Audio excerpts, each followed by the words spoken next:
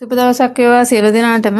ඉතින් අදත් මම වීඩියෝ එකක් ගෙනාවේ බිගෝනියා කොළ වලින් හදපු පැල ටික කොහොමද අපි රීපෝට් කරගන්නේ කියන එක ගැන. ඇත්තටම මම මීට කලින් මගේ පේජ් එකෙත් මගේ ප්‍රොෆයිල් එකෙත් ඔයාලට කොළ වලින් කොහොමද පැල හදන්නේ කියන එක ගැන මම පැහැදිලි කරලා තියෙනවා.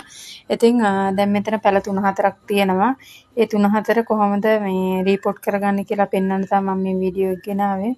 ඇත්තටම මේක රීපෝට් කරන්නේ මොකවත් නෑ මේ කොලින් හිටෙව්වට පස්සේ මේ කොලේ කුණු වුණාට පස්සේ මේ ඉතුරු ගස් ටිකත් කුණු වෙන්න බලනවා. ඉතින් ඒ හින්දා වෙන් කරලා වෙන වෙනම එකම පොට් එකේ මම දැන් හිටවන්නේ. ඔයාලට පේනවා ඇති මේ කොලෙන් හිටවපු පැල ටික මේ තියෙන්නේ හිටවපු කොලේ. පැල 4ක් විතර වගේ මේ කොලේ පැල ඇවිල්ලා තියෙනවා. ඉතින් දැන් මේක ලොකු කරගන්න නම් සාමාන්‍ය ප්‍රමාණයකට අපිට ඉතින් පෝච්චි මාරු කර කර අනිවාර්යයෙන්ම හිටවන්න වෙනවා. දැන් මම මේ පැල 4 මේ පෝච්චි හිටවනවා. ඉතින් ඔයාලත් බලන්න මගේ වීඩියෝ එකේ තියෙනවා කොහොමද කොළ වලින් හදන්නේ පැල. අතරම මේක ව්‍යාපාරයක් විදිහට කරන කෙනෙකුට උනත් හරිම වටිනා මේක කරගන්න විදිය මම පියවරෙන් පියවර දාලා තියෙනවා.